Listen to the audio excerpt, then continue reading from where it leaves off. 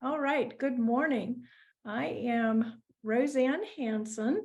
If for those of you who are new, I am a nature journaler, a naturalist, an author of Nature Journaling for a Wildlife. I'll show you a picture of that book shortly because I always put it in the beginning of my slideshow. So let's get going. This is number 9 of 10. Oh my goodness. So I'm going to switch to my slideshow here. Okay. Are you seeing my the split screen with my? Yes. Okay, good. Yes. I'm trying something a little bit new here. I'm using my phone as the camera because look at how much better the color is. Oh my gosh, I just love it. So I hope I don't have any glitches, but we'll go. Well, let me know if something goes wonky with this. I'm trying something new. So let's get started. Thanks, Marcia. All right. I'm Roseanne Hanson, as I said, author of Nature Journaling for a Wildlife and the master of field arts, and working on a new book on wild color, which is exciting. And today we are finishing our kind of total around the world with specific areas with the Pacific, Oceania. And this is the map.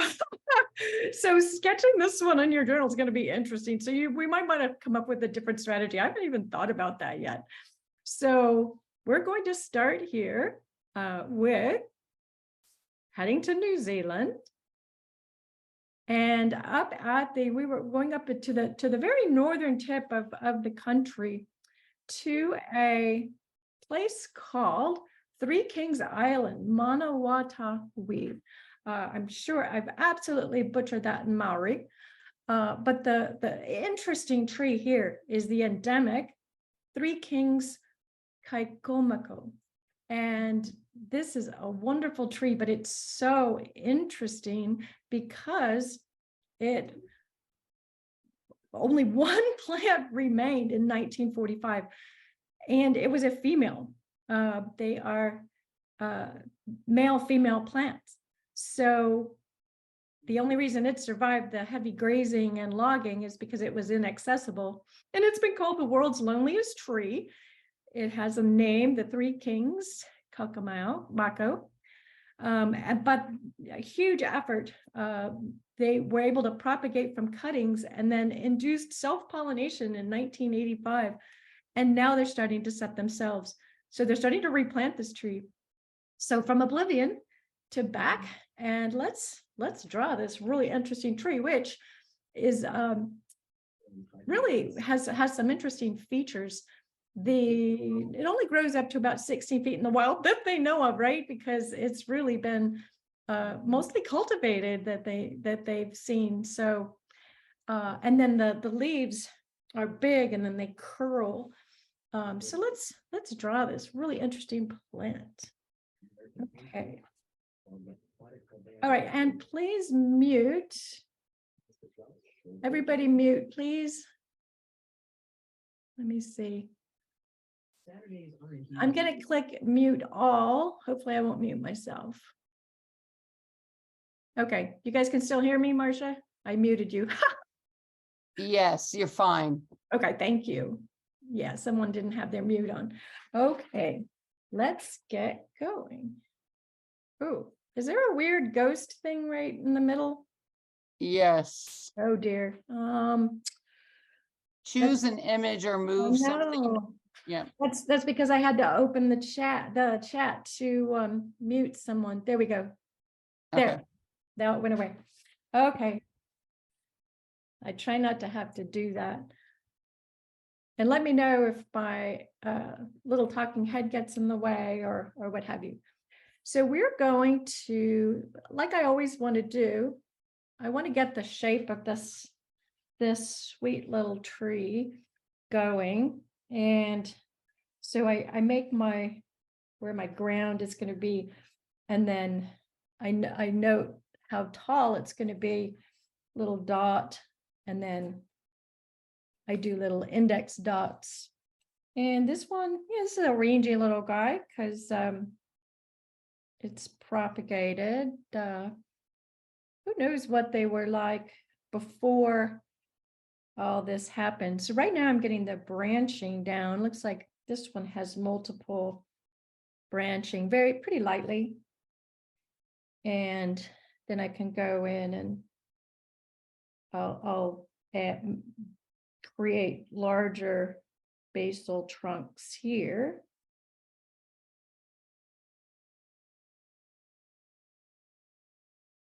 And this is showing, so these, without getting you can really get into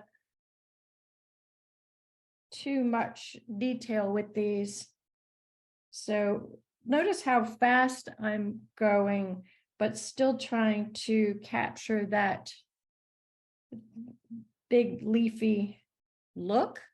So don't try to painstakingly draw every single leaf. It's okay to scribble. And there we're getting the essence of this tree pretty well. We can really do more detail, also throw in some color will help. There. And I like to do a lot of the details with color. And then I'm going to remember to do my bullet points here before I add the leaf, so I leave room. So let's add some bullet points. First, we want to remember, we always want to try to write the height so we know what we're looking at. Is this an 80-foot tree or what? So this is only about 5 meters, 16, let's call it 15 feet to round it up there. This one is probably, actually this little guy is probably less than that given that photo. And it is, let's see, I'm going to do the leaf in here. So I'm going to put my bullet points. It's endemic to Three Kings Island. Or you can write out the Maori name, Manawatauhi. This is New Zealand. And it was only one left in 1945 and successfully propagated. Oh, and that one that was left was a female.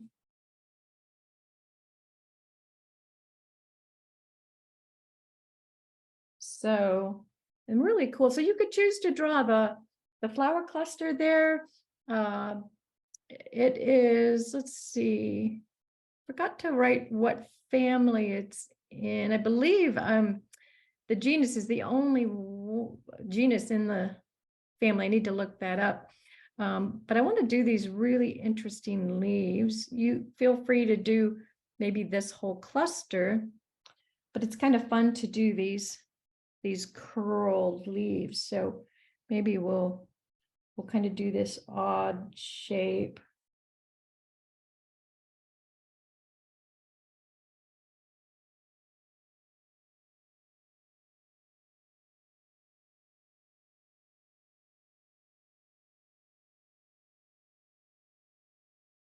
To kind of show this curl, and then we can have a slight curl there maybe. And throw in a few little veins. Just kind of suggesting them. I don't really need to go into huge detail. And how big were these leaves? Let's see, I think it said they're big, like 8 by 4 inches. Or if you're in Europe, 20 by 10 centimeters.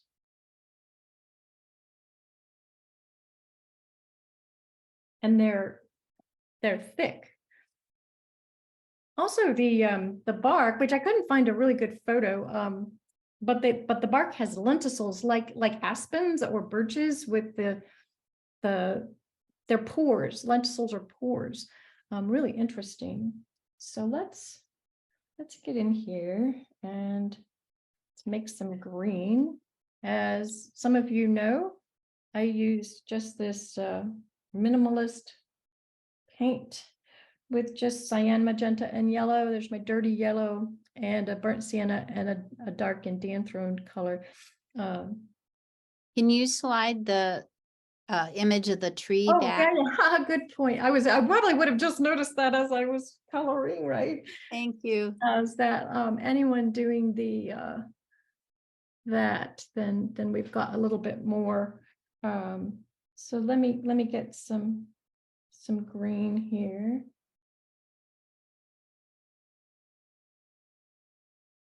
I'm going to start with a very light green so that I can darken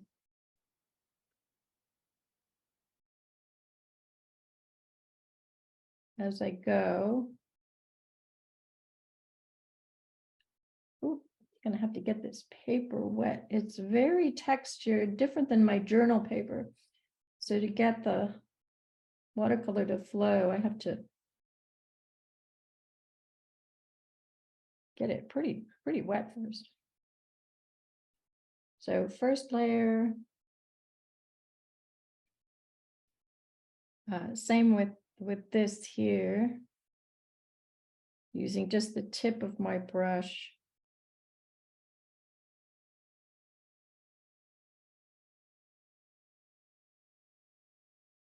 Because you always want to try to vary your colors. Don't do a monotone, really. Very few things in nature are monotone.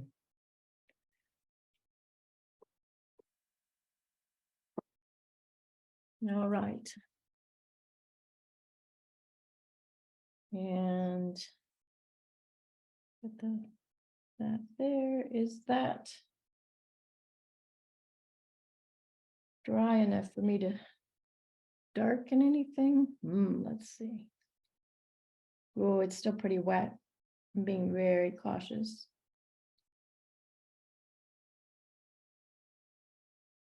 Yeah, I'll have to come back for that because it's really bleeding to get the darks. Oh, look at that. It bled way down. See if I can get rid of that.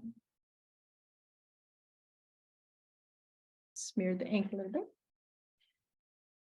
And then if you, little trick here, if we want to do some brown for the trunk, we've got our cyan, magenta, and yellow mixed together.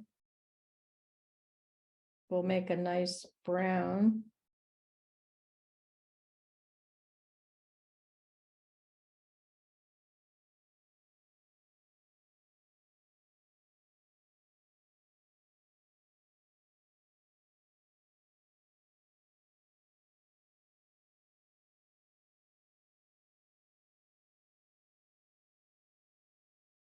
All right.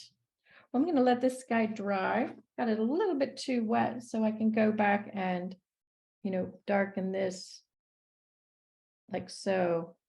You can see how I want to do that to help show the curling.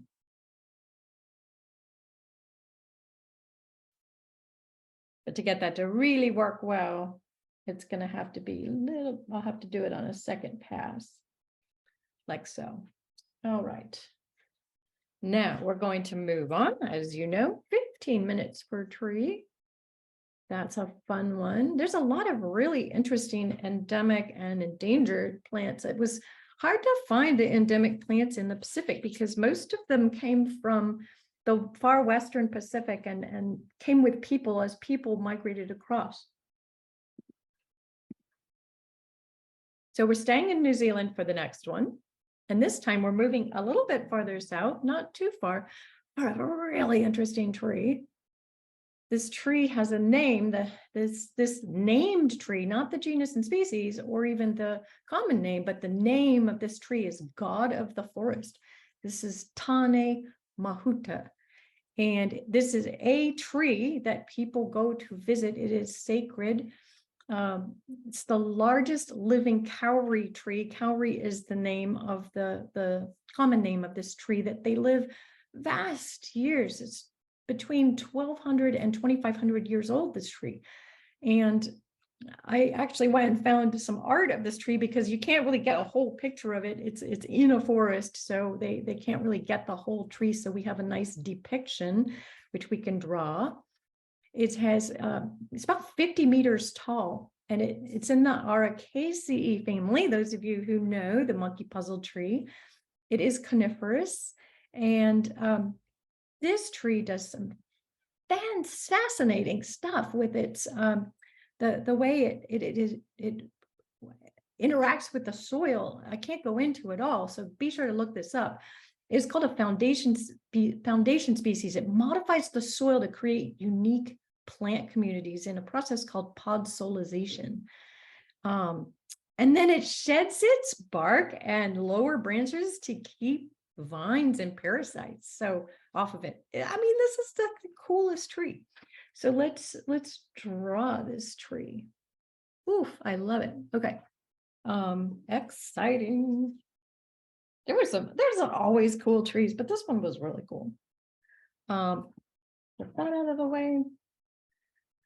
So I wanted to, I included the artist depiction because I think it's going to help us with the challenge of this tree, and it really did a good job of narrowing it down into shapes.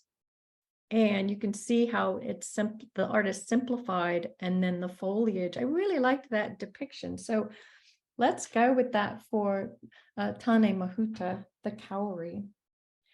So don't forget to indicate like about how, like your base, and then it's going to be about this wide. And it's kind of not totally round. It's almost flat top, kind of like a goblet. And that trunk is about 2/3 of the whole tree before it starts branching. Very fat. Doesn't look like it's buttressed. And I'm just going to do some preliminary branching to mark. And again, we can't, go into every detail here in our quest, but we can try. Just love this.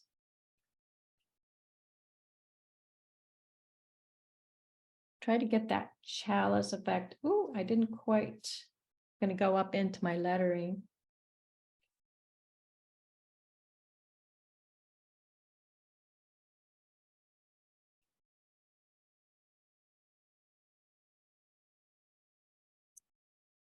And we want to get some of these foliage bunches, which I'm going to have to go into my lettering. I didn't quite do my proportions right, and that's a good lesson. Always check your proportions. Are the leaves large? We'll have to look. It don't look like it. Good question. It's really hard to see. Yeah, it's always hard to decide, what we can focus on and can't. So It said small leaves on your list. yeah, I did. Let's see if we can zoom in on anything. Oh, there. There we go. Well, there is a leaf cluster right down here. Oh, there. There they are. So they're very fleshy, leathery. Oh, there we are. Opposite and elongated, and they don't look too long. I didn't put a ton of. There's only a little bit of information we can include, so feel free to do as much research as you like to enhance your knowledge of this incredible tree.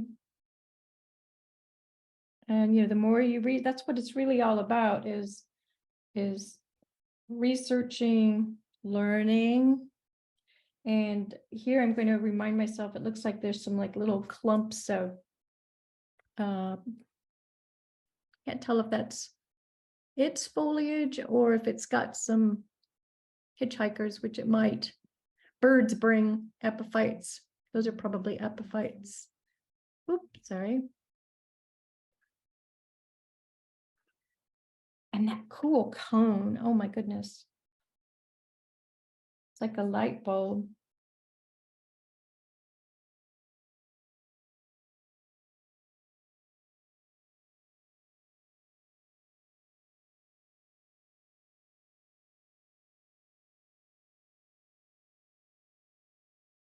And it looks like the cone's sitting in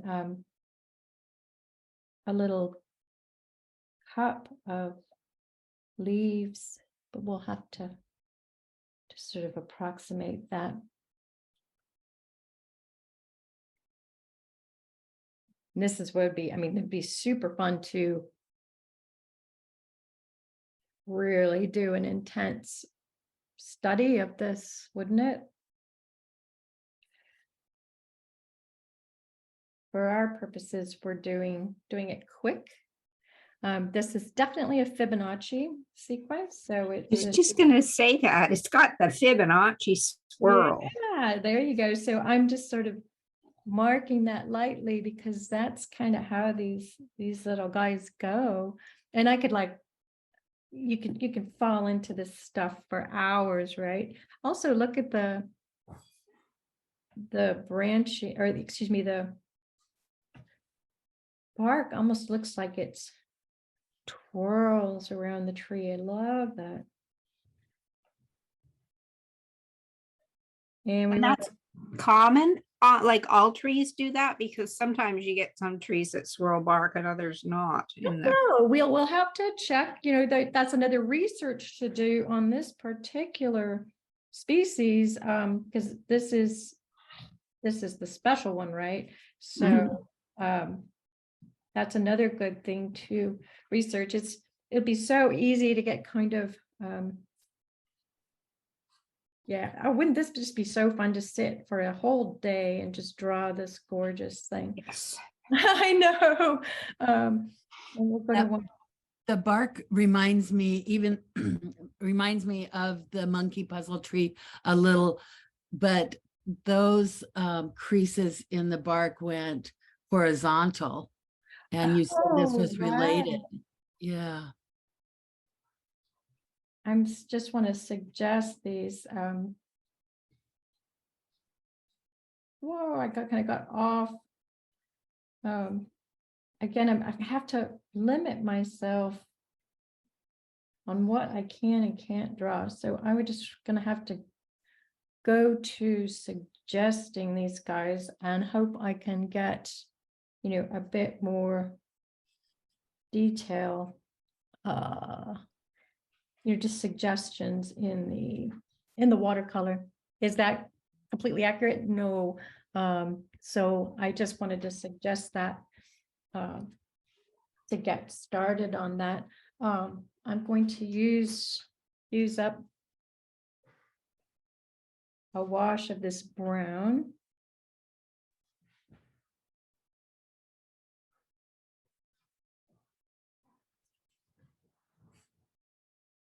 As we've seen from this series, so many cultures have trees in their lexicon of sacred,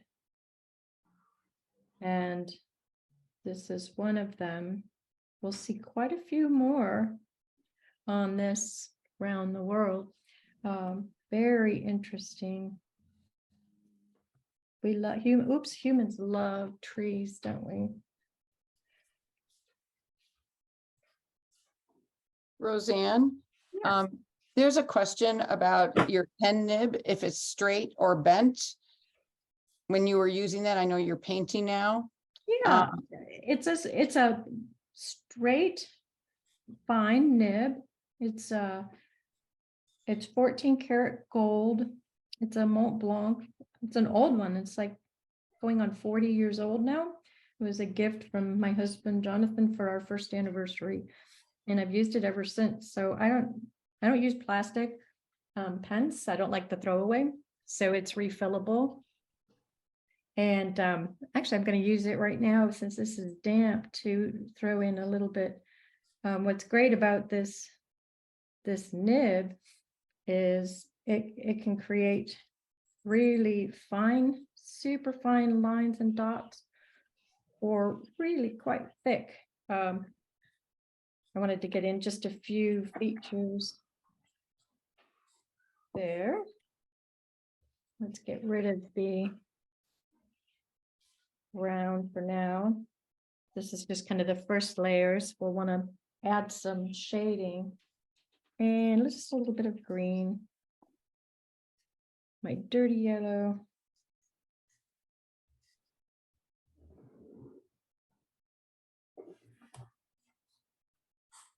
Oh, if everybody could make sure they're muted, please.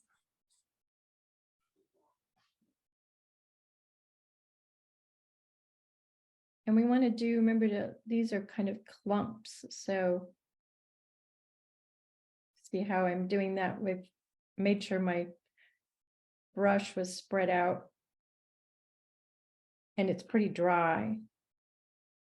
That way you can control the clumps. Tiny bit more water.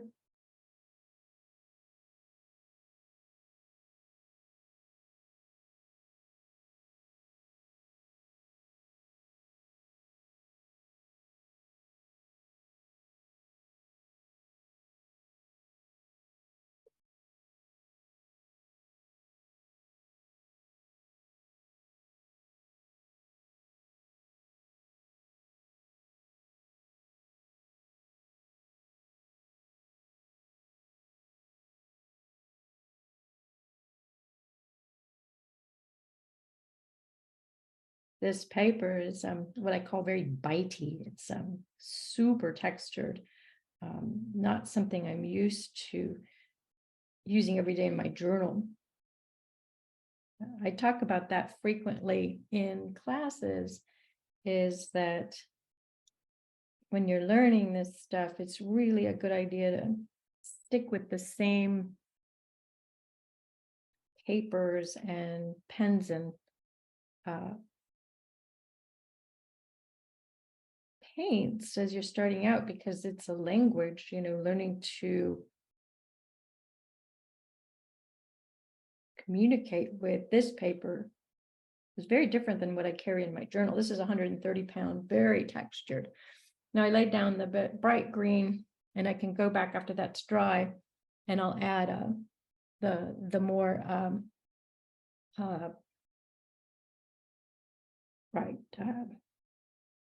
kind of blue green on that.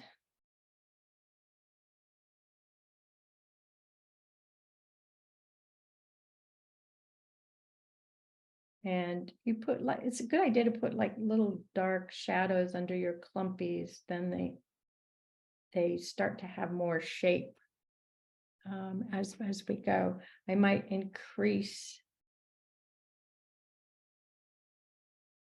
that just a little bit. Oh, and I forgot my metadata. Uh-oh. So let's scooch over for a minute. Up to about 50 meters tall. So this guy's super tall. So he's probably one of the, or she, I don't know. I tend to call them she's. It's probably about 50 meters. What is that? 130 something, 140 feet. Can't do it in my head, but it's huge. And this is 1,250, they think, to 2,500 years old. This particular tree. And it's in the Araucaceae. Araucariaceae. That's one. Araucaar.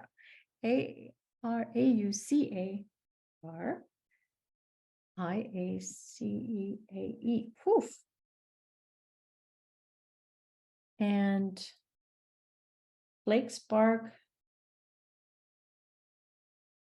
and lower limbs against predators, predaceous plants,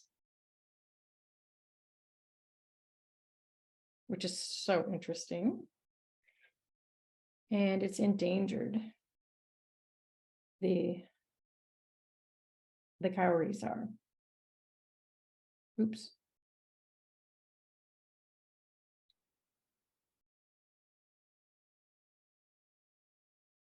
So I'll come back, put a nice blue sheen on that. You'll be able to see.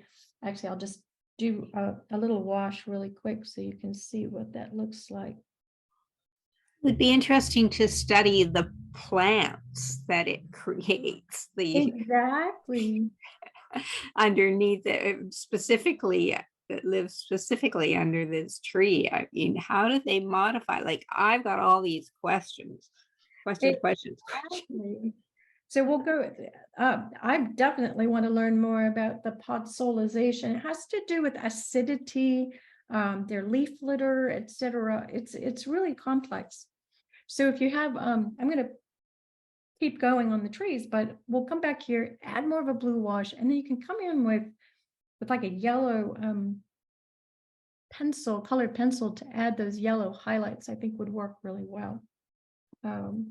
So we're going to move on now to the next tree. Oops, let's see. Where are we? There we go. Super cool tree. All of them are so cool. It's so hard to decide, what to feature and everything. So where are we going next?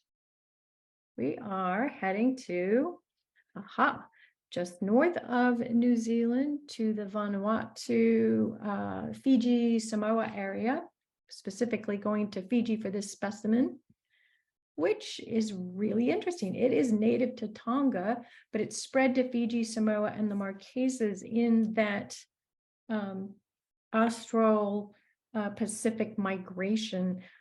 Really interesting poem because culturally it's traditionally used to make fans for the chiefs of the native people. So it grows up to 15 meters tall, has a grayish tan trunk, and those beautiful fan shaped leaves are big, like 4 feet, 1.2 meters wide and long. So they're almost pretty much as wide as they are long. So I thought it was also interesting that they are found in tropical dry forests. So those are the fruits, and it's featured on the Fijian one of their coins because of its importance culturally. So let's draw a poem, the Fiji fan poem. Had to do a palm tree, right? I mean, whoops.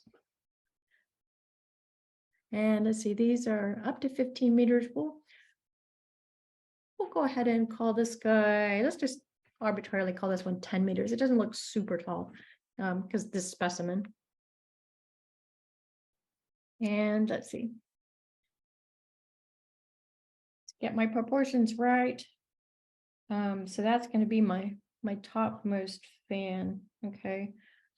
And that'll help me. I'm just going to draw straight down to the base. So I can be sure to get that.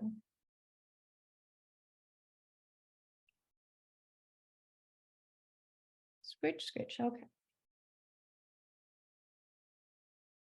It's good. I don't know if the sound translates on the pen on the very rough paper. We have this one coming out at us.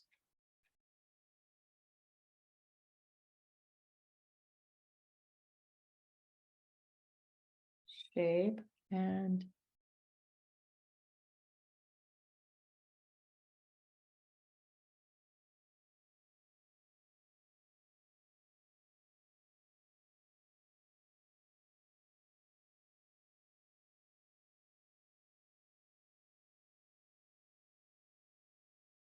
And it looks like they come out of the trunk. That sounds like random. It's not particularly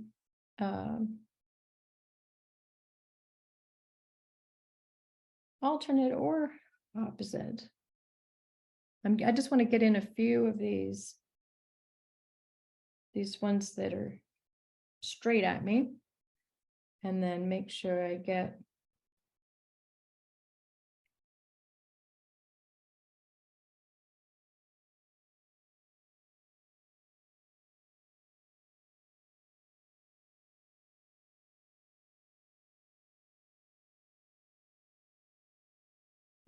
appears to be a very central core.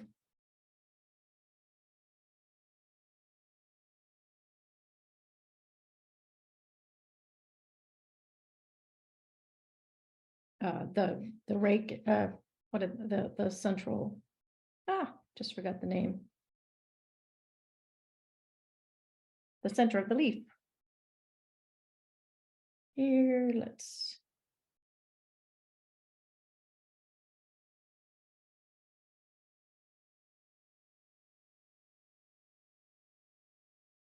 And then we've got they're beginning to droop more.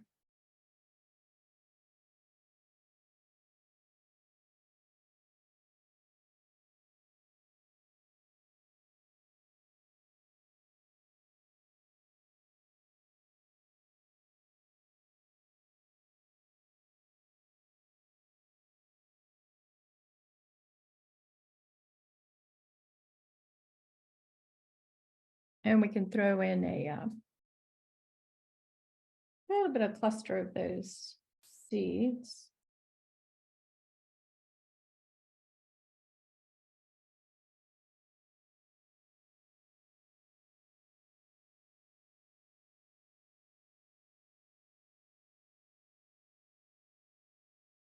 I think I'm going to call that one good for now.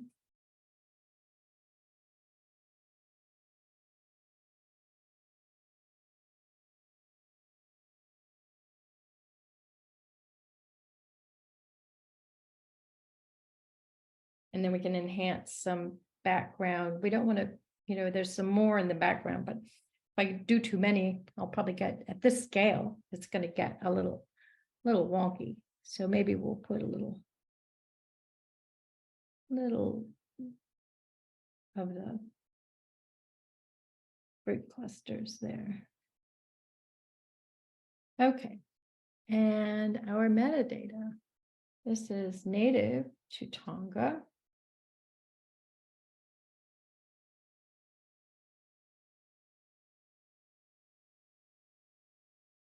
And so the family is Auric. Oh, that's interesting. That's how I was saying the other one. This is truly Auricaceae. And then the other one is Araucariaceae. Say that one fast. They're up to 15 meters, 49 feet. And we're going to call this one, let's call this one let's call it 40 feet, because it doesn't look like a really huge one. We can just say that because this specimen. And then those leaves.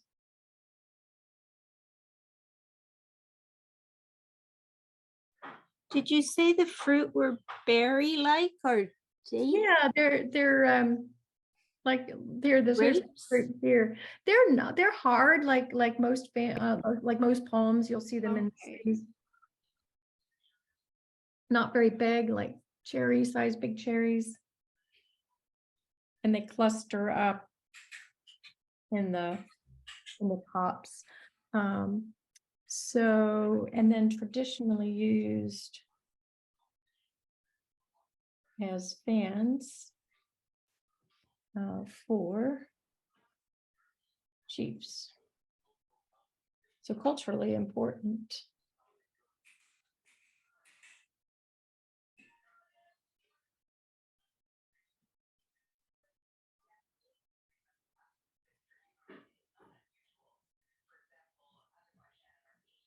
And if you wanted, you could draw the coin, you could draw the fruits. You know, you can do a quick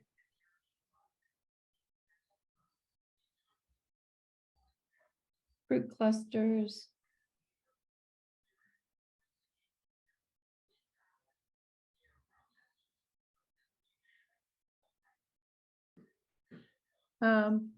Let's see, Marcia, are you able to mute all again? Are you able to do that? I can't remember if Koho. If, let me mute everybody, but it will mute you and then I'll open you up. I got it. I hope.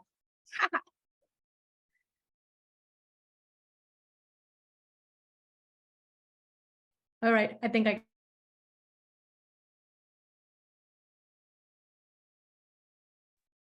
Okay, I think I got it now. Thank you. Okay.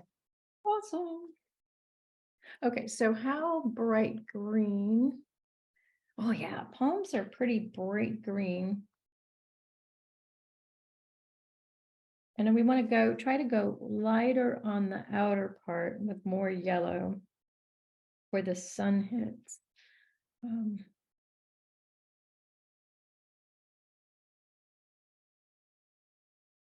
want to try to capture how open these look.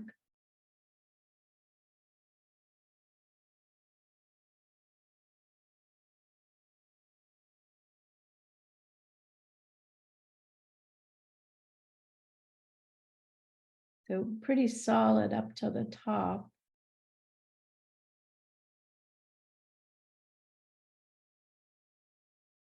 So try to get your brush really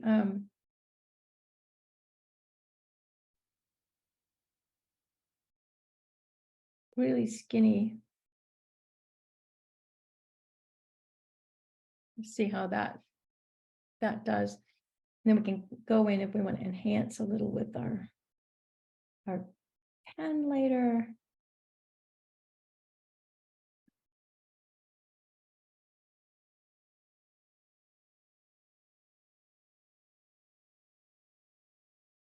The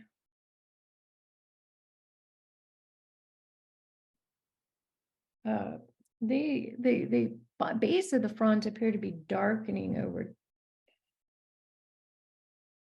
as they go down.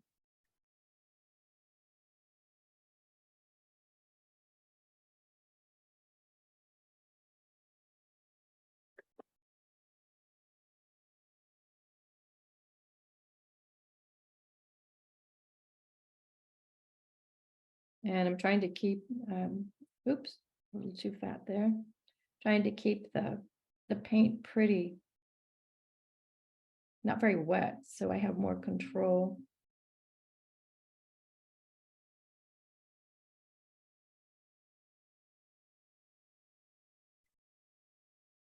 And throwing in some, just going to start with some base color magenta on these guys, then I can come back and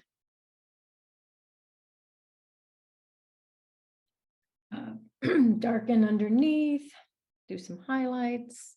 Actually, you know, at this scale, it's hard to do the highlights, so you could come back in with a white charcoal pencil or something, but that'll give me a base to start with.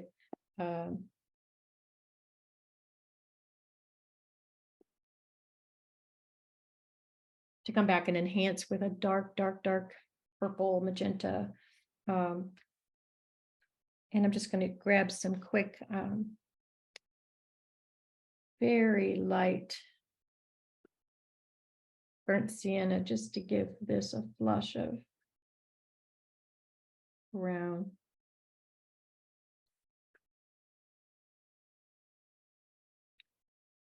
Try not to overdo it.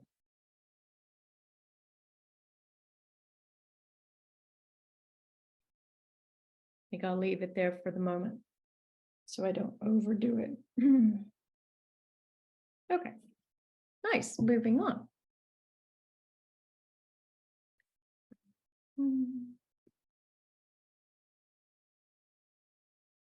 Okay, where are we going next? This is fun. It's like such a big place. we are heading to Polynesia. Oh, hello. Yes, French Polynesia. And as you can see, it's kind of sandwiched from in the middle from New Zealand, Fiji toward like the Pitcairn Islands, which we're also going to go to. So French Polynesia. And we are looking at a very common plant that spread to Oceania via that route I was talking about, the Austronesian expansion, like so many of the plants.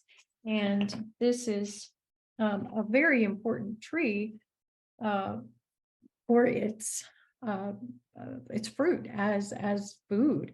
It has a potato-like flavor. It's called the breadfruit, Artocarpus altilis, and it's related to the jackfruit in the Moraceae, and it's monoecious. So it grows up to 85 feet tall, and it's pollinated mainly by fruit bats, as you can imagine. And all parts of the tree yield a latex, so it's used for boat caulking and other things. Really cool leaves too, big, you can see the leaves. The fruit are about 10 to 30 centimeters and weigh from half a pound to 13 pounds. So wow. Let's draw this guy. Come on. If I'm going to touch this, it's going to, yep. There we go. All right. So breadfruit, Artocarpus altilis. And we want to get the shape of this tree. So, you know, and this one appears to be, I think most of them are going to be cultivated, right? So I really want to get these kind of big shapes, the foliage. Look at that dense foliage in sort of multiple clusters. Go ahead and be messy. And this one appears to have been, you know, basically trimmed so it has a flat bottom.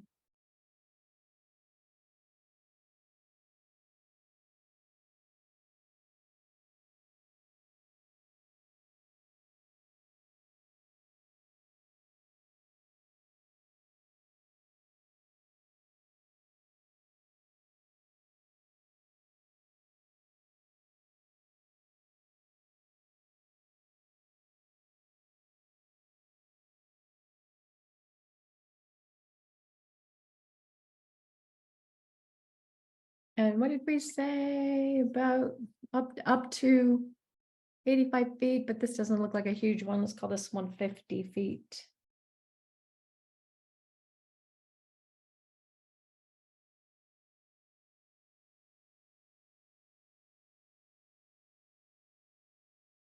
And obviously we're going to draw it's really cool fruit, which gets these little spikes on them. I'm not going to be able to draw every spike.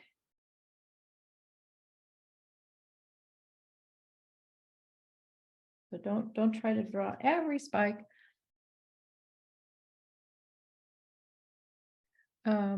Interesting to see if they're also spirally arranged. Looks like they might be. So look at the interesting the forms these little spines come out of, segments. But you'll be tempted. Maybe you could zoom in and zoom in on that. But we're not going to be able to do every single one of those. But we want to show the circular pattern if we can, and then we could zoom in. Remember, this is really small scale. Very lightly, just quickly. So you can see in the much younger fruits that don't have the spikes yet, they have this, you can see the beginnings of the sort of circular pattern.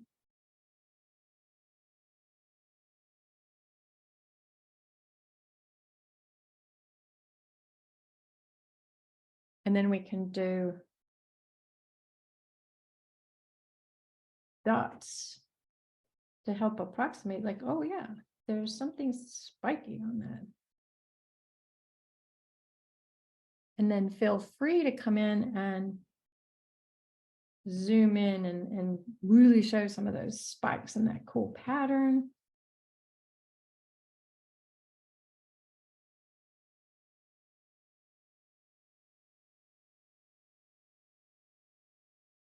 So this is, ooh, and you could also draw that really cool leaf. I mean, there's just so much. What did we say? These were 10 to 30 centimeters. Inches, I forgot to estimate. And wow, it's just so much on this one. Really cool, deeply lobed leaves.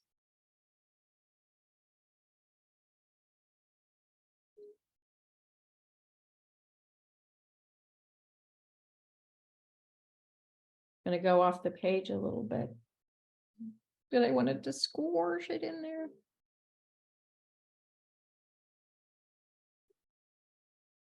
We'll make this foreshortened.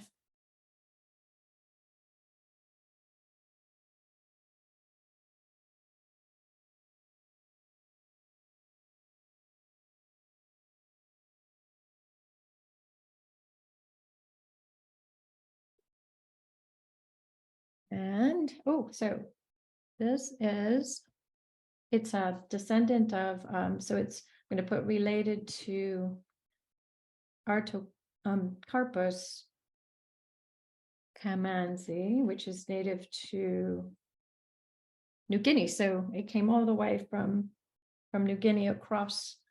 It's very common on most of the Pacific and Asia. Jackfruit family.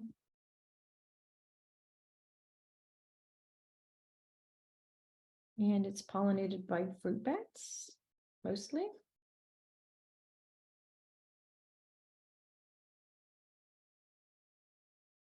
Which are so cute. And the fruit is an important food.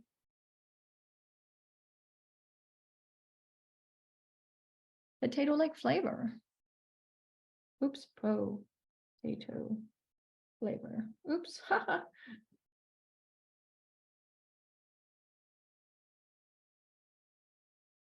And interesting that Joseph Banks, when he was heading out with the Cook expedition in the mid to late 1700s, specifically, they were very interested in this as a food fruit.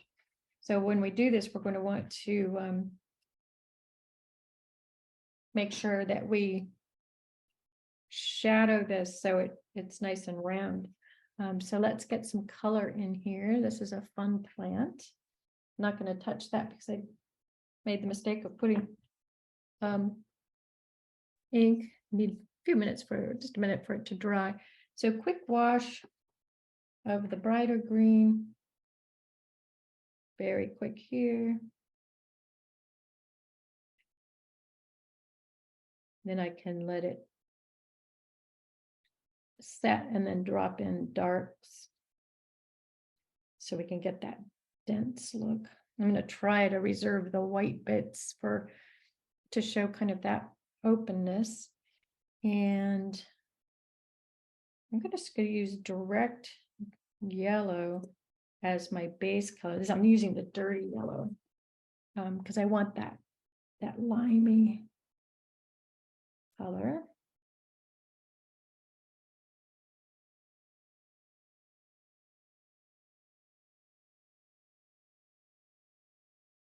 Oh, and I neglected to leave a bright spot here. I can use white gouache. I'm getting less and less precious about that. I don't mind going back and doing the gouache.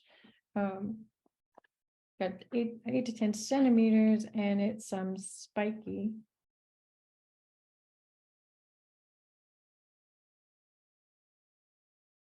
And let's make some darker green with the indanthrone.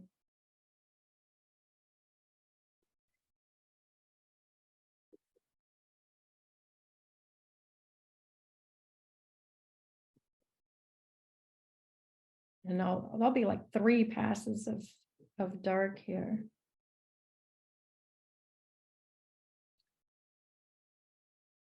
So it's kind of the middle dark. And then I'll be doing a much darker dark.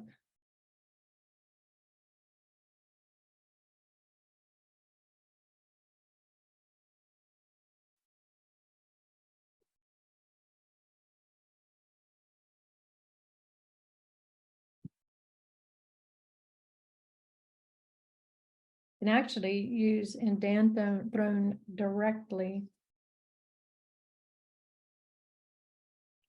to create those really dark areas.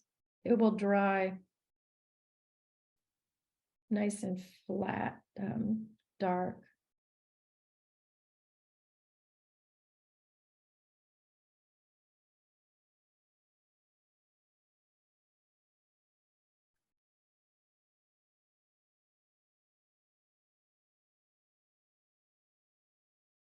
That looks really bold there, but it's going to dry nice. So I'm going to leave that for the moment. We have like short time. Here I want to do a little bit darker green and start creating the shape.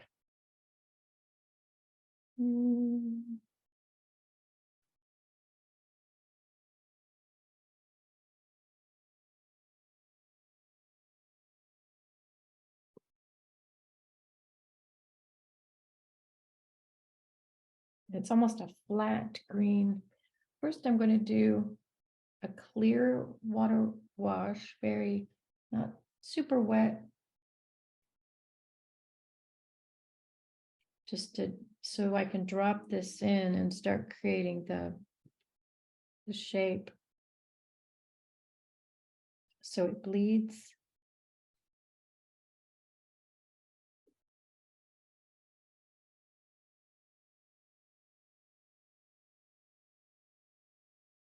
The light's coming from here. So when we add our highlights, that's what we're going to want to capture, is right about there. And let that dry. Oh, and we'll have to come back and do the leaf probably later. I'll lay down a bright wash first.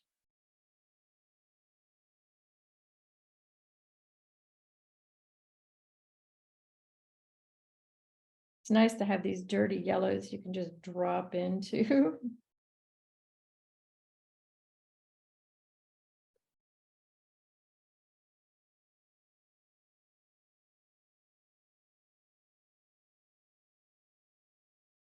Okay. So you can see how that's going to start to form. And then if this, if I want, I can actually pull this a little bit. If it's too dark when I come back, that's the great thing about the indanthrone, is it can be moved nicely without killing it too much. So those are all looking good. All right, well, let's move on. Whoops, upside down. Fun. Well, we're halfway through. Where are we going next? Well, as I kind of hinted, we're heading east. Where the heck is that? Well, it is the Pitcairn Islands. So there we were in French Polynesia for the breadfruit, and now we've moved east toward Rapa Nui and the South American coast to the Pitcairns. So this, of course, is the super common coconut. There was so much to learn about this, and I have no idea like what I'm going to pick to draw because there's so many cool things. So it is the Cocos nucifera, and native to Western Oceania, like the other trees we've been talking about that migrated. The coco comes from Portuguese, meaning head or skull, because of those 3 dots that are in the holes that are in the end of the main fruit. It's not a nut, it's a drupe, and and it makes it look like a face, very culturally, religiously important in Austronesia, in the animistic religions. It's used for food, fuel, cosmetics, folk medicine, building materials, you name it. And then we'll probably draw one of these. You're looking at on the left is a wild Cocos nucifera, and on the right is cultivated. So these are selected for having more of the albumin in the food part and in the coir part, the fibrous layer, the mesocarp. So the exocarp isn't showing here. That's the glossy green when it's still growing. It's probably just turned brown. And then the dark layer right here is the endocarp. It's about an 1/8 inch thick. And that's where those pores, the micropiles are. Only one of them is functional. Don't know why. Wasn't able to get down on that. So let's get started on the coconut. Woo-hoo. I like drawing palm trees. They look deceptively simple though, but to get so this is our second palm, and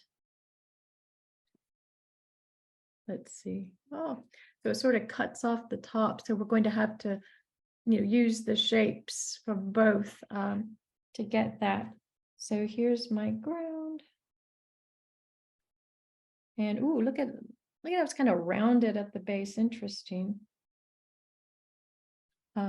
Very tall and skinny. Oops, see, that's too big. I need to get my proportions. So here's my top, and the ball. Just very lightly sketch the ball of the leaves. Okay. I think that's okay. And then we're gonna have to make this very skinny. Much skinnier than I started. So this is why we do our proportions check.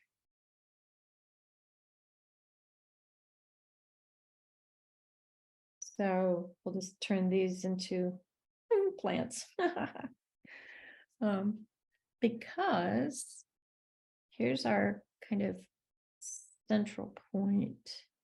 And we've got that coming down. We've got this, we've got one in here. Here's one that's kind of curled, unlike the other palm. They're not kind of rampant. They like to curl. And we've got that one, and then we're going to do kind of one more. Let's see what we can do to get this filled in.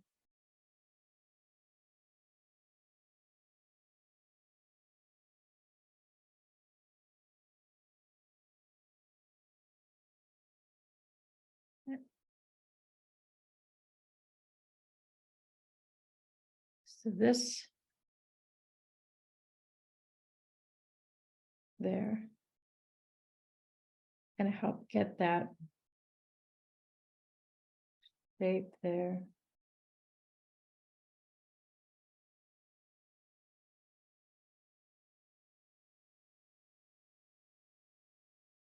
This one's just kind of going to peek through.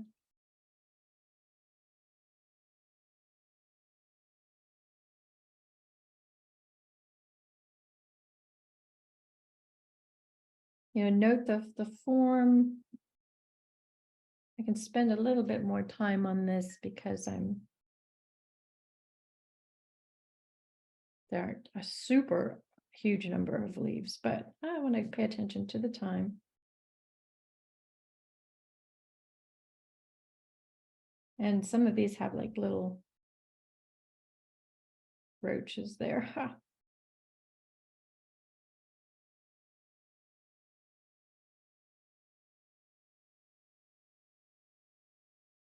And I think this gives us a decent representation of what the shape on this one is.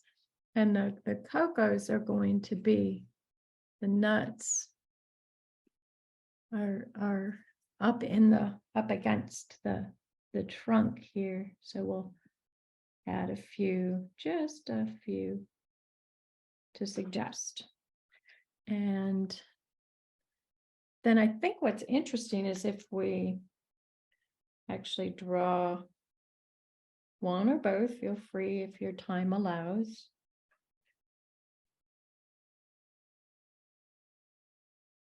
And label the parts.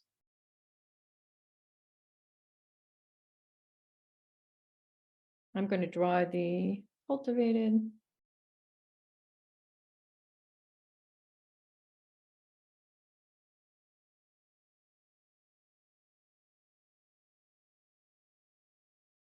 A dark line for the, what is that, the exocarp?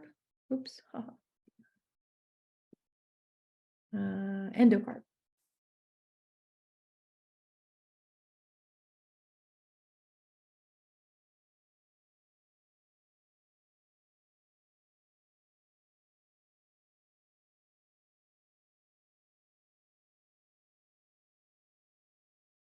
And then just kind of dotted line for the albumin.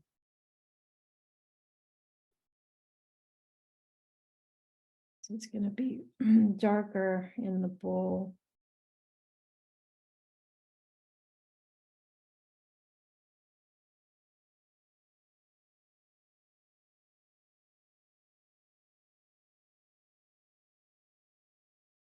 Just slightly like that. And then the can approximate kind of the fibrous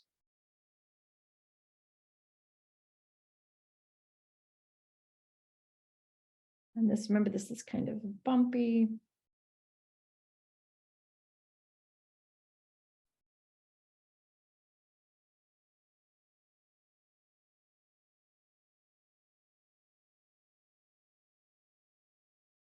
Fun. So we want to label here. This is the albumin. This is the mesocarp. And this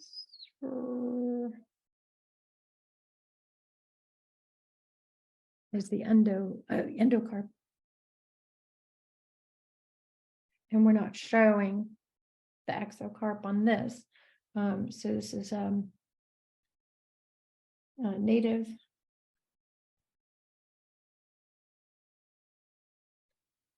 to Western Oceania. Important food plant. Important plant, period.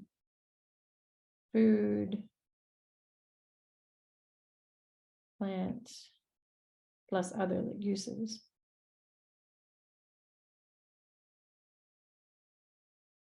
And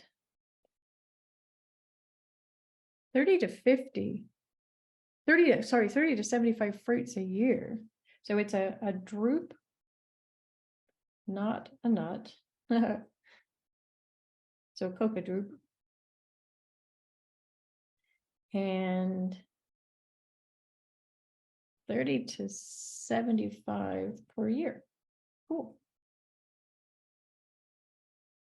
And let's see, this one will make, those are tall, so we'll go ahead and make these. This is a tall guy. So make it 100 feet.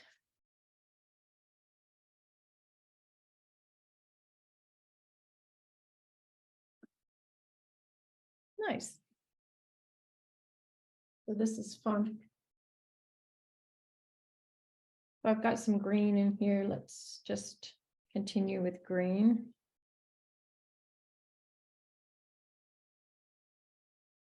Very bright yellowy. So I'm going to stay with a pretty bright green.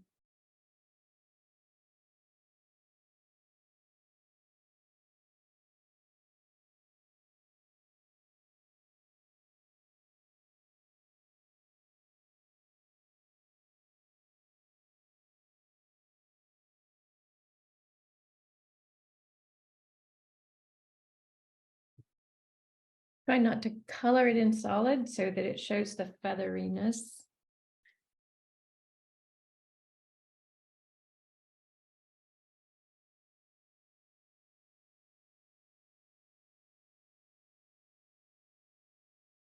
And I'm gonna make some brown. So remember, cyan, magenta, and yellow together will make a nice brown,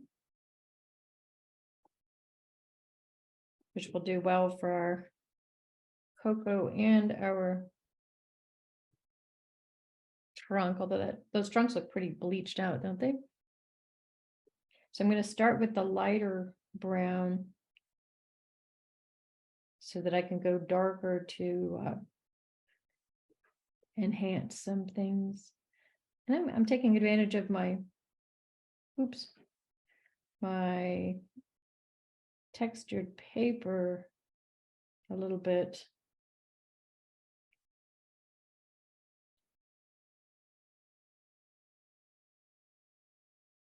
To make it more nubbly.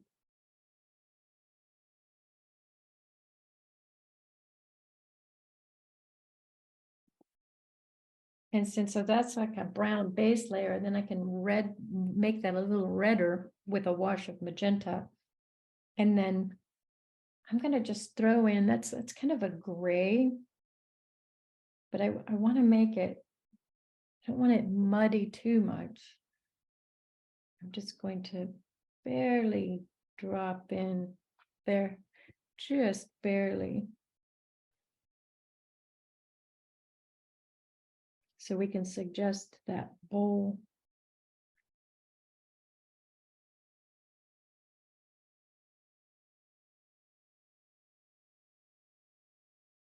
That helps. And now wash a little magenta over this to enhance the reds. Oop, too much magenta. It's still too wet. I think I'll wait so I'm not totally messing it up.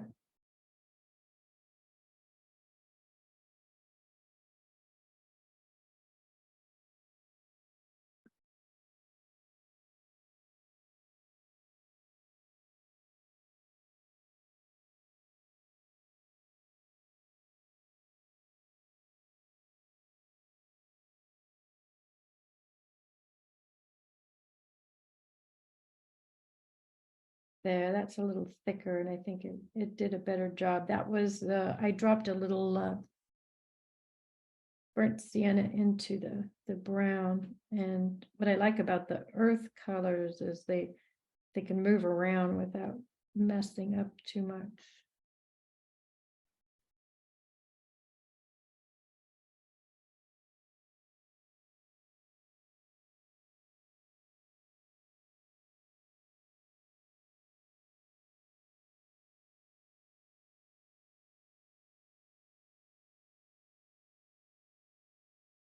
Great, and then I can come back and maybe put in a few more darks, but not a ton, like so.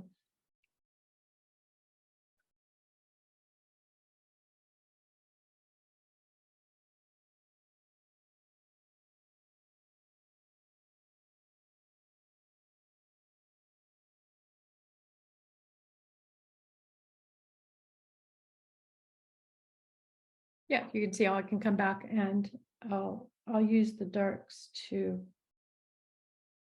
enhance. That's really easy to get carried away here. Because I've already gone over my time for this wonderful tree. Okay, but cocoa, yay. Where are we going next? Oop. Help if I started the slideshow. Beautiful. I mean, just look at how much detail. There's so many fun things you can sketch on this one.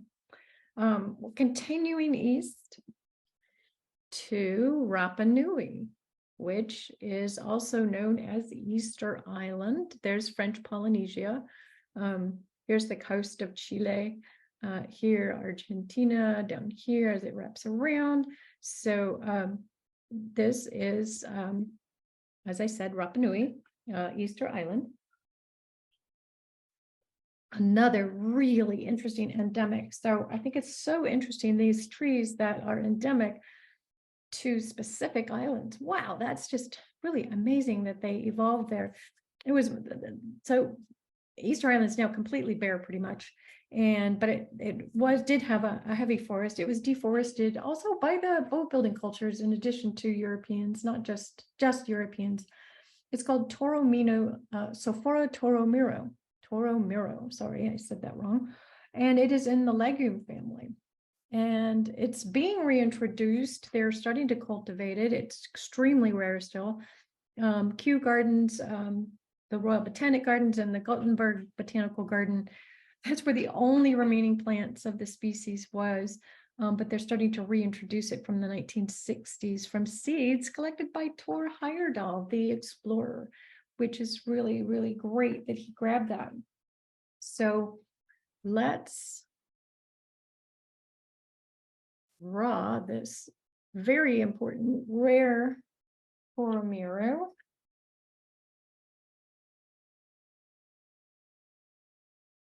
There's not very many examples of it left. That's probably in a protected garden there. So it's in the legume family. So this is Roseanne, would you Hmm? zoom in a little more, please? Oh yeah, that would help. Thank you. So there's not a lot of detail on these, I have to say. We're going to focus on the flowers. This was the best photo I could find of this plant. So we're going to just do, capture the essence of the branching and the shape here.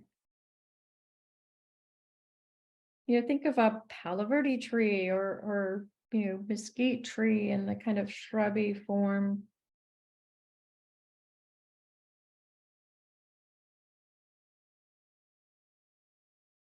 And I want to leave gaps for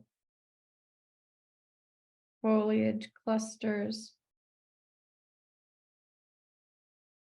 As you can see, it has pinnate leaves.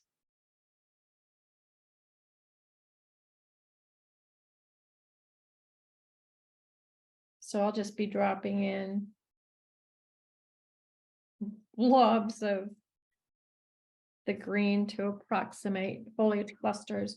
And interesting, really beautiful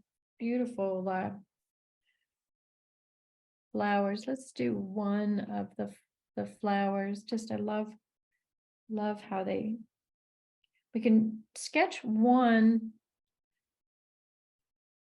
and then kind of suggest the others if we have time.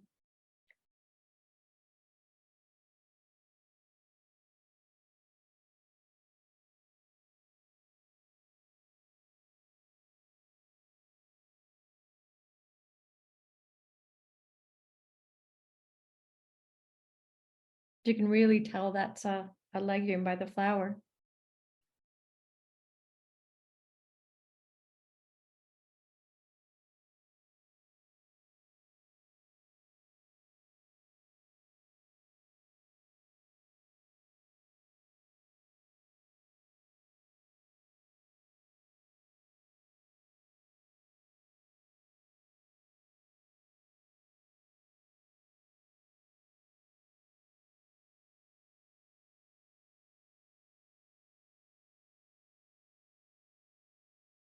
So we'll kind of make this one the most detailed. And then if you have the time, you can just sketch in like little ghost. And don't even color these, just sketch in little ghosty ones. And then we'll color this one, and then that will help kind of show the forms that they come in clusters. So, and then if you want, you can add the beans and what have you. Let me zoom out just a little bit. Let's see. So this is endemic to Rapa Nui or Easter Island.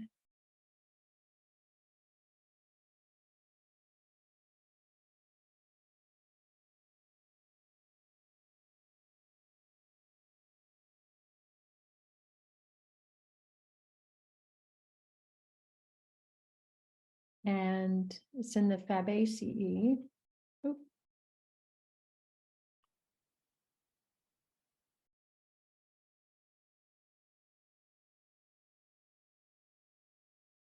Family. And it was nearly extirpated.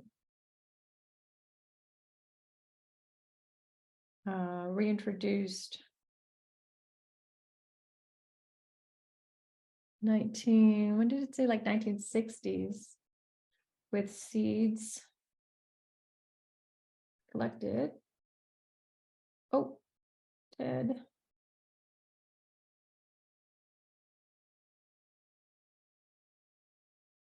By or hired off.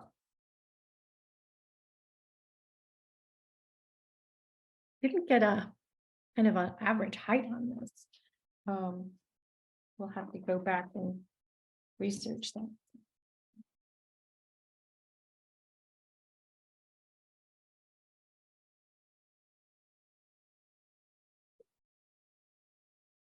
Let's see. Just grab a little bit of this brownie green. Just a suggestion of color there. Roseanne, are the seeds eaten? I may have missed that. But they don't know. It was pretty much gone by the time European exploration was hitting there. So there was very little known about how it was used. We could do a lot more research. I'm sure someone there has some ancestral knowledge and that there's some good ethnobotany on it. I couldn't find it, but I sort of ran out of time to look into it. I imagine if they're palatable, I imagine that would have been. Thank you. Pure yellow, I want to do a wash, even though those are more orangey. Start with a nice wash of the yellow, and then we'll add the orangey after. Because, like I said, not everything is not like one color in nature.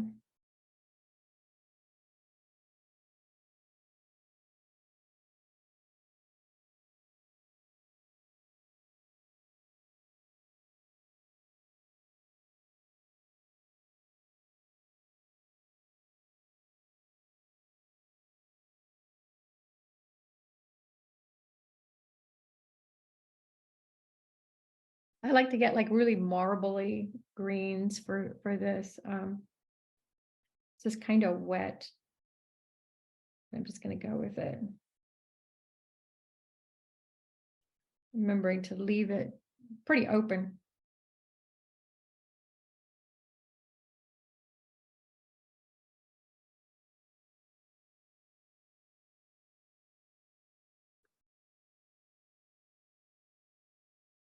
Might even so tissue here. I think I'm going to pull some of that out.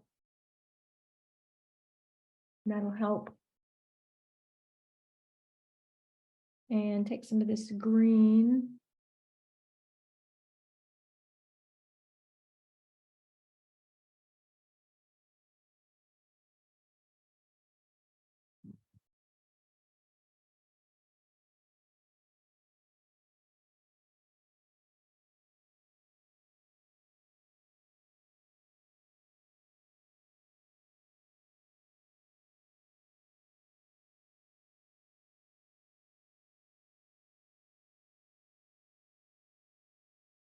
Now I want to just enhance a little oranginess.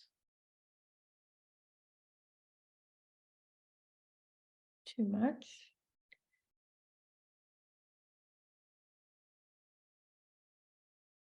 Just a hint there. Because it's not super brilliant yellow.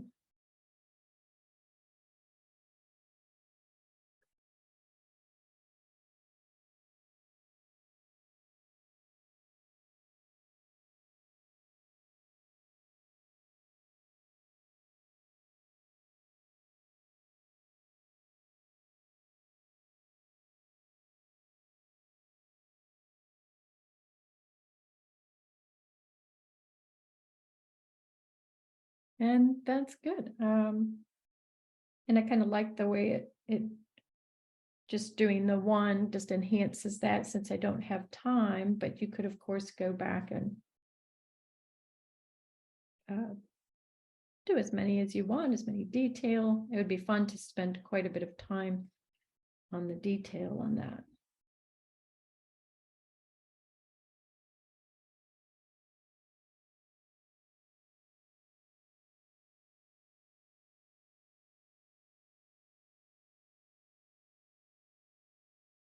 Pretty tree, isn't it?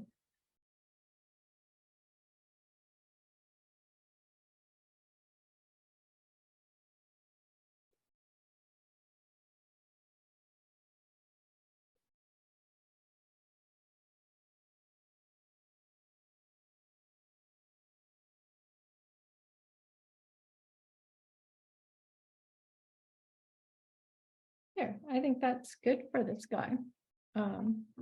If you want to draw the seed pods, those are really beautiful, aren't they? Reminds me of coral bean, erythrina beans and seeds, doesn't it? Those of you who've had that in your area. So let's see where we're going next. Can you put the height in? I didn't look it up because there's so few left. That doesn't see there's a banana tree on the right. I would just estimate, just say it's a small shrubby tree is what I would say. I don't have an exact height. You could estimate maybe 2 meters, 6 feet ish, maybe a little less for this guy was what I would estimate. So now we have 2 trees left. These are both super interesting. We're going up to Hawaii, yay! I initially was going to include the Midway Atoll, but both these trees were so interesting. I'm focusing on the main islands, but it's interesting to see the landform here and the atolls and that poking up. So cool. We are going to go look at the koa, which means brave, bold, fearless, or warrior in the language of the Hawaiians. This is the second most common tree in Hawaii, and we're going to see the most common shortly. It is again in the bean family Fabaceae, and it's endemic to the Hawaiian Islands and mostly on the islands of Hawaii, Maui, and Oahu. And it grows to about 15 to 25 meters, so maybe up to 80 feet. Pretty big for an acacia, kind of like that more African acacias. And here's the cool thing about these leaves.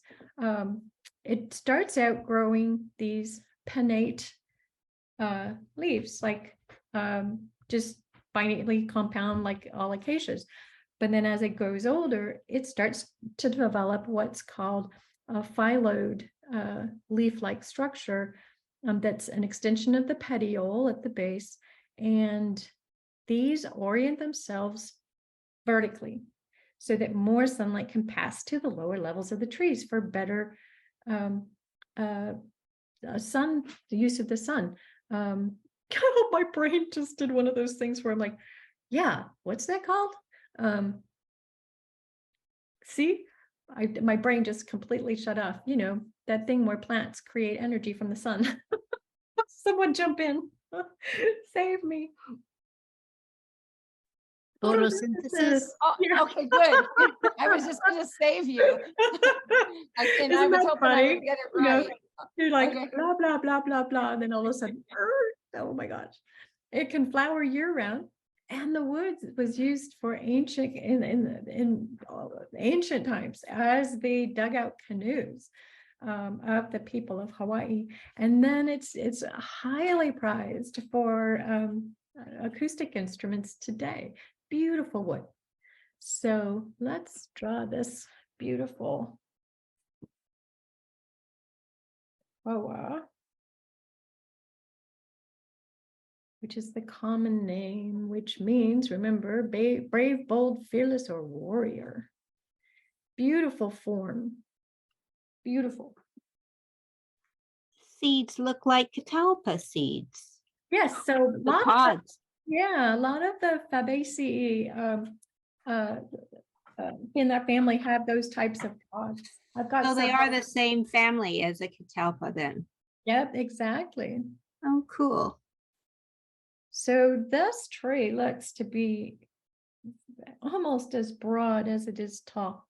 In fact, I believe it is, with a big trunk at the base. And then these beautiful, looks like a candelabra. And pay attention to the branching.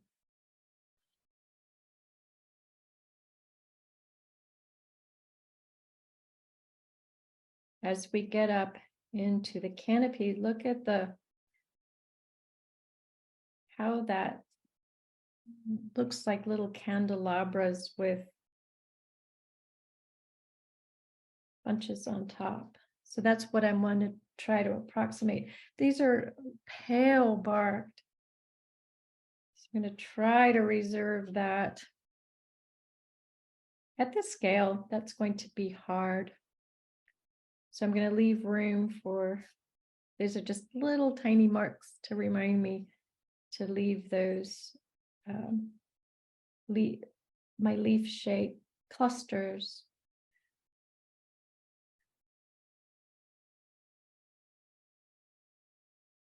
And you remember your broken lines are your friend on this. You don't want super solid.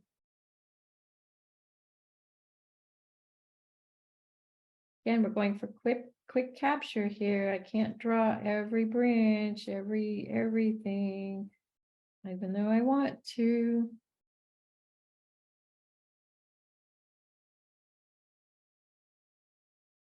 I want to suggest. There, I'm gonna probably hold for that, because what I really want to do. So let's see, these guys are tall, so up to 82 feet. This looks like a big one. So, oop.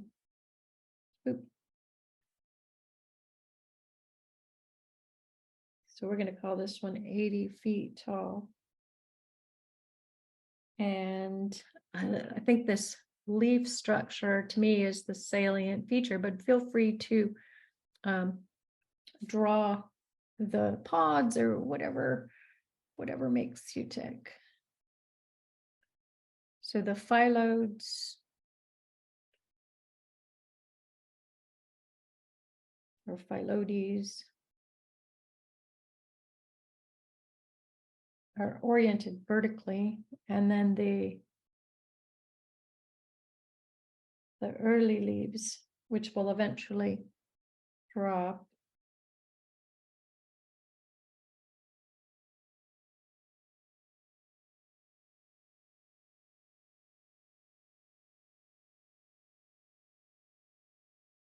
they're more oval than pointy, so they have little tiny tips. Maybe again, don't get too much into the weeds of the details. Remember, we're capturing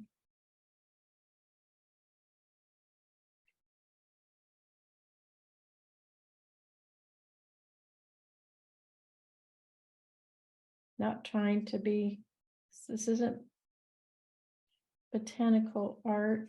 I like, you're not doing an exact copy for a book. You're capturing this for your journal. So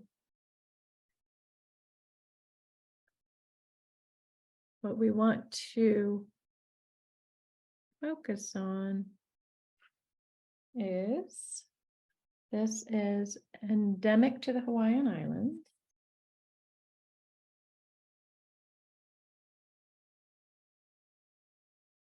It's in the Fabaceae. And at 6 to 9 months, develops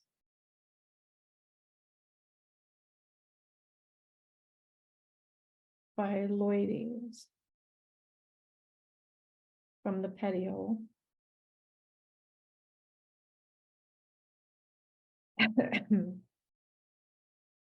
And they're oriented oops. Vertically. Very interesting. And that's to allow sunlight to pass.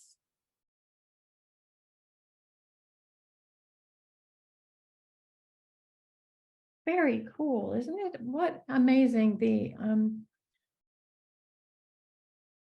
adaptations here. So the canoes and music. Ran out of room. So this one will pretty much just kind of gray that up. And I'm gonna be able to use this that I just had for the other one. I'm gonna keep, this is gonna make it nice and wet. So I can get. Where did, excuse me for interrupting, where did the brown pods come from? Where are they located? Oh, but more. So you can see, in just a second, I'll put down the paintbrush and enlarge that. It looks like the flowers will come, like most legumes, out of the branch ends. And then the beans will come from there. It looks like first there's the long oval leaf and then it branches into those pairs of leaves. Is that right? So it's the opposite. It grows the paired, these are first. Really? Yeah, you can see them right here.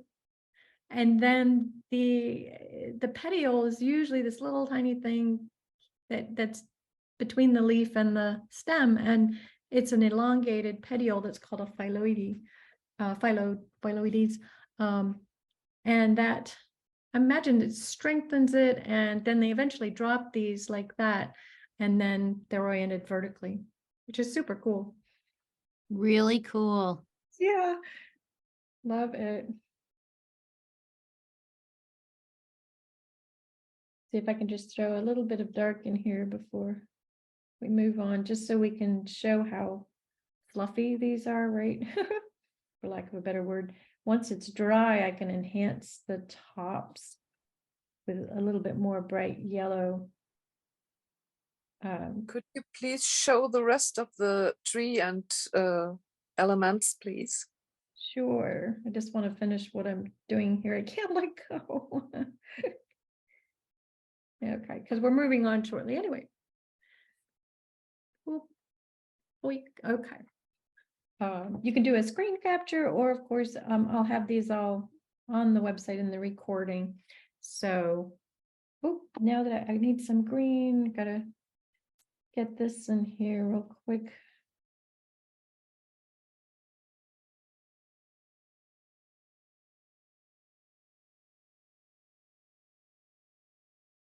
Just so I can start the green here. It's probably a little bit too dark to start with, but I'll work with it.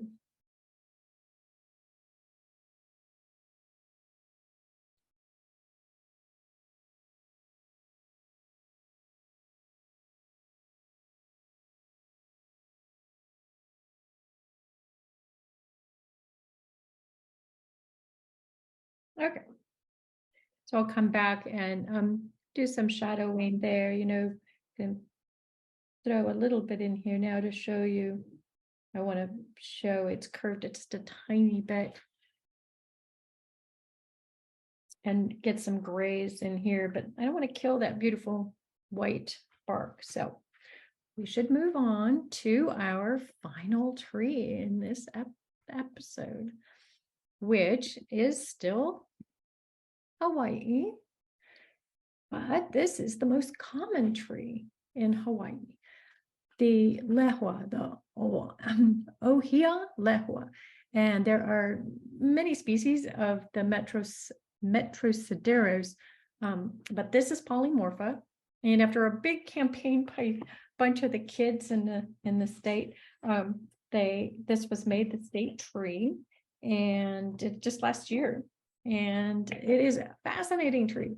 It averages not on lava, so that's showing it on lava, which is, it's one like amazing thing. It colonizes lava fields that are new, just as they're starting to. So it's the first colonizer. Amazing. So it's sacred to Pele, the volcano goddess, as you can imagine. But when they're not on this soil, they will, or substrate, they can get up to about 80 feet. But you can see here, they're very stunted. The flowers are used in the making of lei. Lehua means flower. Liko lehua is the leaf buds, and those are used in making lei. And the hardwood, when they're big trees, is used in construction and for making idols in the religion of the endemic people. And so it's just, I just thought this was the coolest plant. It can have red blossoms, and it can have yellow too. So let's draw this.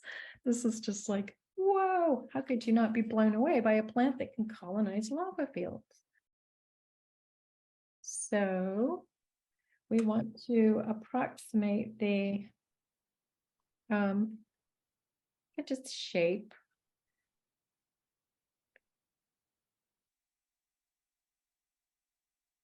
Where we're kind of paying attention to some branching.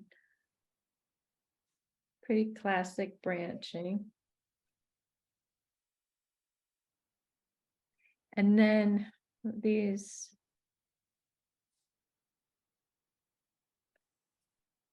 look at how the leaves are kind of stacked. I'm using figure eights to help me kind of with that shape. Again, you don't really have the time to go in and do individual leaves here.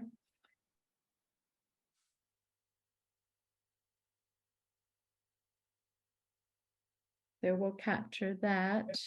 And then, of course, those amazing sprays, which I'm just going to mark with dots. Be sure to mute, please.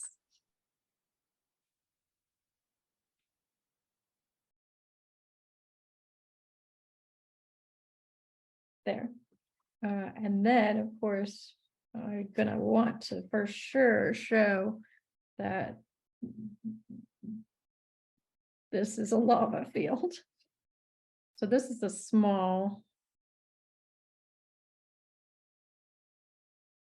shrub here, but it does get up to what did it say, like 80 feet. And that incredible flower. Wow, we're gonna zoom in there. Excuse me, the flower reminds me of the bottle brush tree. Have you ever seen those? Exactly. Exactly. I thought of that too, and I meant to look up if they're related. If But the any, bottle brush is longer, you know, the red bloom is much longer than this. and I believe there's so many common names for bottle brush, but I believe they're from Australia, if I'm not mistaken. Okay. I don't know. We need to look that up. But bottle brush is a common common name. So we'll Yeah. need to look that up. Okay. See how they come out of little cups. And I'm just suggesting those as they come down. Are the buds yellow or are those yellow flowers? I think those are dead leaves in the At photo. the top? Oh, at the top. Those look like leaves emerging. Okay. They could be possibly a flower coming, but I can't tell for sure. No, it's hard to. That's why I Yeah. asked you. Yeah, not sure on that one.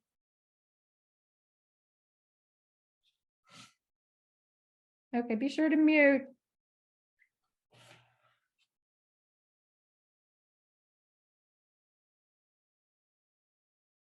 Okay. So this is, we want state tree, yay. Ooh, I just put my hand on the ink. I hope I didn't smear it.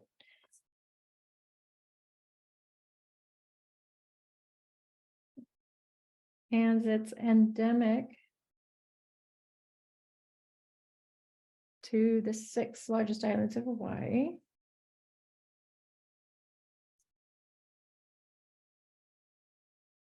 So interesting. And So if the hardwood's used in construction, that tree doesn't look very big. well, so as we were saying earlier, when it grows in the lava, it's very stunted. But when Oh, it's okay, I on missed lava that. Sorry. fields, it grows to up to 66 to 82 feet. Oh, So okay. it's big. So yeah, they were used for all sorts of things. So yeah, good catch. Good reminder. So it's sacred to Pele, goddess of the volcano.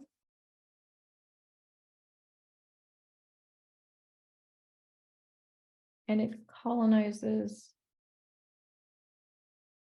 lava fields. Oh, wow. Exclamation point. And Laka. Do you mean it colonizes more of those in the lava fields, more of those trees?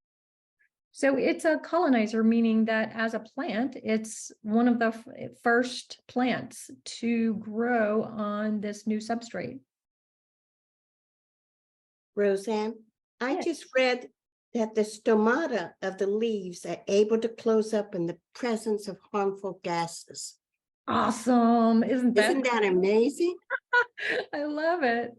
Oh my gosh. So that's how they can be colonized. I mean, that would, Yep, if they're in the Right. presence, if you're on a lava field, you're going to be close to the source, and you're going to have outgassing for sure. Oh, how cool is that? So stomata, here, let's write that down. The stomata close. right, are able to close up in the presence of harmful gases, which gives it an advantage over many non-native trees. Awesome. There you go. So many exclamation points I don't usually use. So, I've never heard of stomata closing before. oh yes, in cam plants too. It's a strategy in the desert too, where they close them up at night so they don't expire and waste moisture at night when it's really, really hot.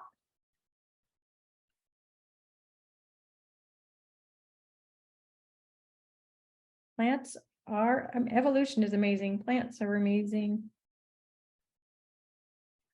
It's kind of a duller green. So I warmed up the green with the darker blue, although very yellowy in some bits, but at this scale, I'm just doing dots of color.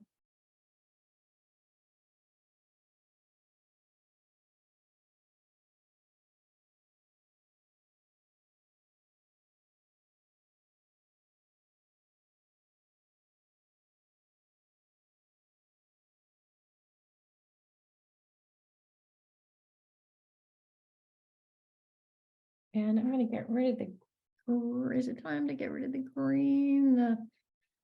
This is kind of yellowy brown, which I'm going to make with a just tiny bit of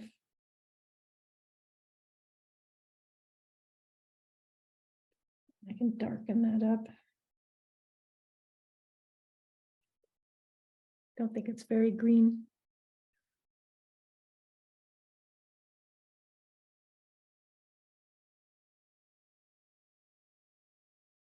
Okay, because I want to get rid of this so I can make my lava. I'll make the red first and then I'll do the lava. So you want a bright reddish orangey.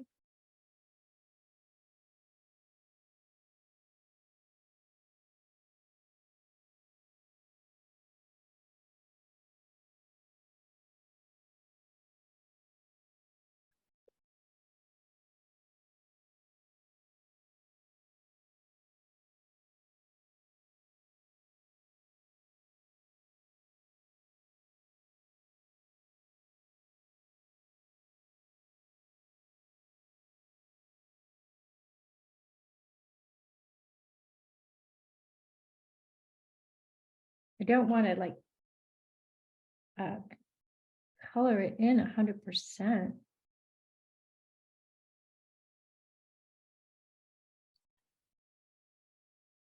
So this is a bright orangey red. Oops.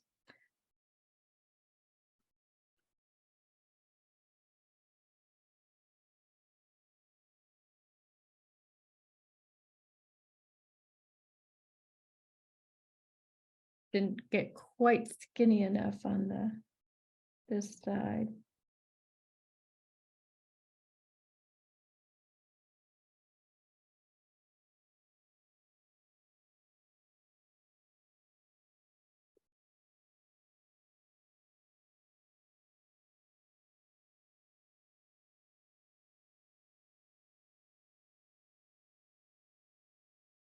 I'm gonna let that dry. There's some red on my here.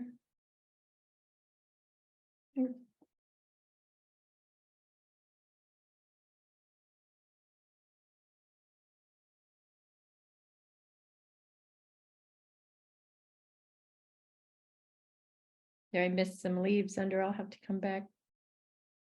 And then need some lava.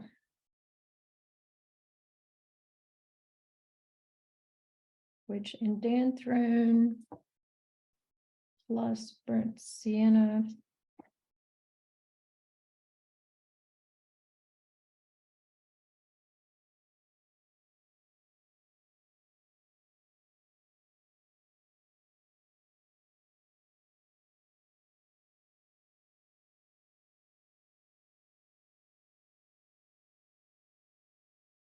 Have to go in and fix where I accidentally colored in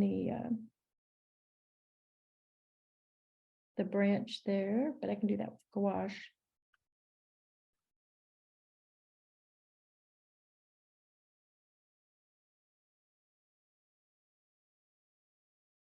Throwing in just a little brown because we want, you know,